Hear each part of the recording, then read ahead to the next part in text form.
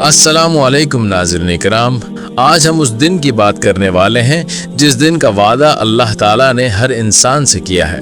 وہ دن جو آنے میں شک نہیں، وہ دن جب پوری کائنات کا نظام بدل دیا جائے گا، آسمان پھٹ جائے گا، ستارے بکھر جائیں گے، پہاڑ روئی کی طرح اڑنے لگیں گے اور زمین اپنی ساری خبریں باہر نکال دے گی۔ اس دن انسان حیران اور پریشان کھڑا ہوگا، اسے سمجھ نہیں آئے گا کہ کیا ہو رہا ہے، کیونکہ یہ وہی دن ہوگا جسے قیامت کا دن کہا جاتا ہے۔ اس دن سور پھونکا جائے گا اور جو بھی زندہ ہوگا سب ختم ہو جائے گا۔ پھر جب دوسری بار سور پھونکا جائے گا تو ہر انسان اپنی قبر سے اٹھ کھڑا ہوگا، ننگے بدن، بنا جوتے، بنا کپڑوں کے، لیکن کسی کو کسی کی شرم نہیں ہوگی، کیونکہ ہر کسی کو اپنی پڑی ہوگی۔ ہر دل میں ڈر ہوگا، ہر آنکھ رو رہی ہوگی اور ہر زبان پر ایک ہی آواز ہوگی، یا اللہ رحم کر۔ اس دن سورج بہت قریب ہوگا، لوگ اپنے اپنے گناہوں کے حساب سے پسینے میں ڈوبے ہوں گے۔ کسی کا پسینہ ٹخنوں تک ہوگا، کسی کا گھٹنوں تک، کسی کا کمر تک اور کسی کا گلے تک ہوگا۔ لوگ ایک دوسرے کو دیکھیں گے لیکن کوئی کسی کی مدد نہیں کرے گا۔ بھائی بھائی سے بھاگے گا، باپ بیٹے سے بھاگے گا اور ماں اپنے بچے کو بھول جائے گی۔ ہر کوئی صرف اپنی جان بچانے کی فکر میں ہوگا۔ پھر میدان حشر میں سب کو جمع کیا جائے گا اور اللہ تعالیٰ کے سامنے پیش کیا جائے گا، جہاں کوئی پردہ نہیں ہوگا، کوئی چھپنے کی جگہ نہیں ہوگی۔ ہر انسان کا نام لے کر بلایا جائے گا اور اس کی پوری زندگی اس کے سامنے کھول دی جائے گی۔ اس کی ہر بات، ہر کام، ہر ارادہ، سب کچھ سامنے ہوگا، جو اس نے چھپ کر کیا تھا وہ بھی اور جو کھلے عام کیا تھا وہ بھی۔ اور انسان خود حیران ہوگا کہ یہ سب کیسے لکھا گیا۔ پھر اس کے اپنے ہاتھ پیر اور آنکھیں اس کے خلاف گواہی دیں گے۔ اس کے ہاتھ کہیں گے ہم نے کیا کیا، اس کے پیر بتائیں گے ہم کہاں گئے، اس کی آنکھیں بتائیں گی ہم نے کیا دیکھا، اور اس کی زبان خود اس کے خلاف بولے گی۔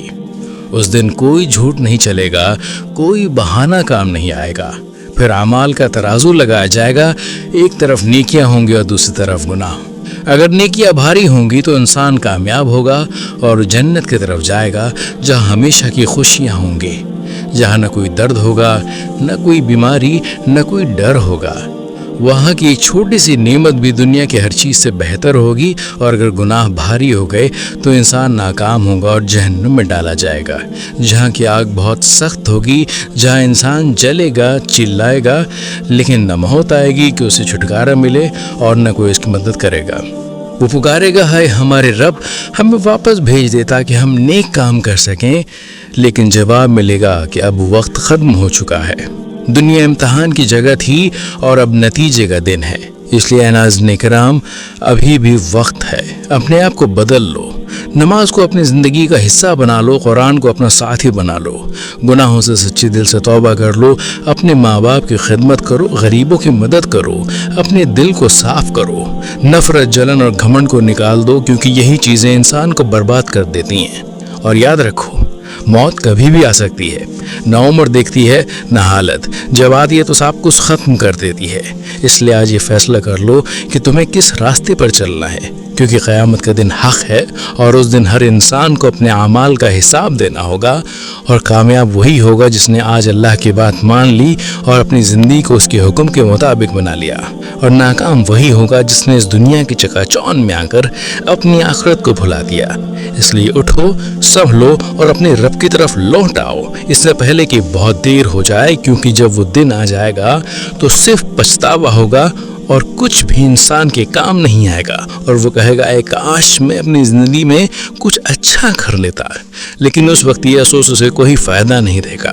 اس لیے ابھی سے تیاری کر لو، کیونکہ وہی انسان عقلمند ہے جو آنے والے دن کے لیے تیاری کرتا ہے، اور غافل وہی ہے جو سب کچھ جانتے ہوئے بے جان بناتا ہے اور اپنے انجام کو خود برباد کر لیتا ہے۔ اس لیے اللہ سے دعا کرو کہ وہ ہمیں صحیح راستہ دکھائے، ہمیں گناہوں سے بچائے اور ہمیں ان لوگوں میں شامل کرے جو قیامت کے دن کامیاب ہوں گے اور اس کی رحمت کے سائے میں جگہ پائیں گے۔ آمین۔